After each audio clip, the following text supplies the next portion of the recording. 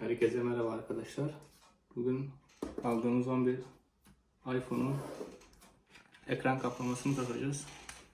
AliExpress'ten falan istemedik. Direkt buradaki bir alışveriş merkezinden aldık.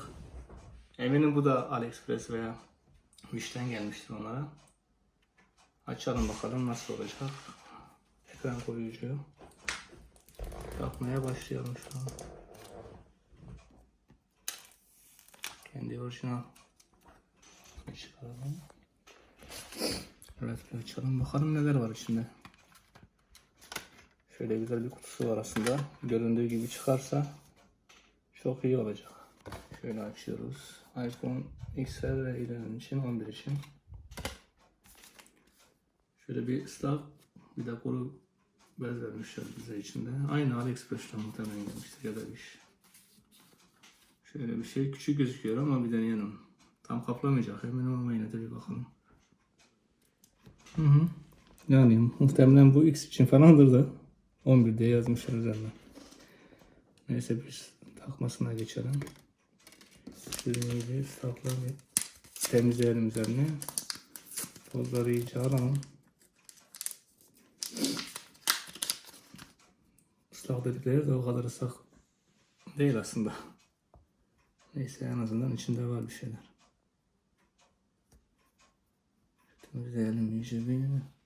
Üzerinde toz kalmaması gerekiyor tabii ki. İnce ayrıntısına kadar temizlememiz gerekiyor. Yoksa daha sonra baloncuklar bırakabilir.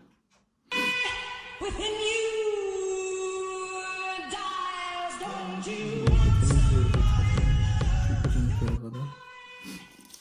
Ardından dry diye kuru mendille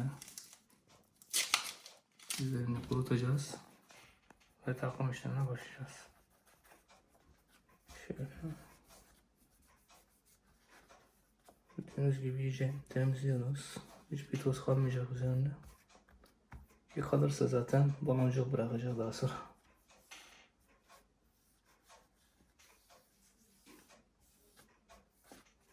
Temiz gibi gözüküyor. Temizleyebileceğimiz kadar.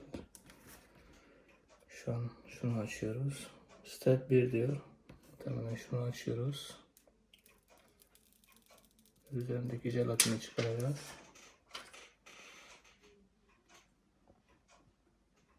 Şöyle bize en uygun şekilde yapacağız.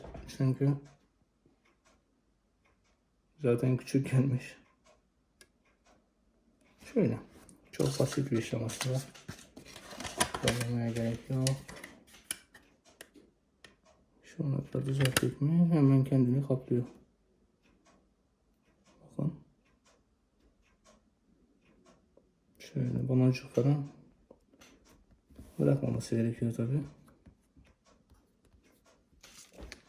Bezimizi de temizledikten sonra son kere bir bakalım. Yani hiç yoktan iyi. Telefonu en azından koruyacaktır.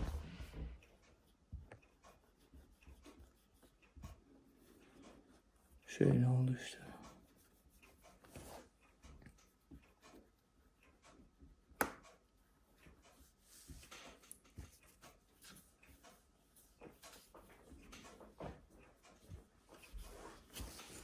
Aynen böyle oluyor.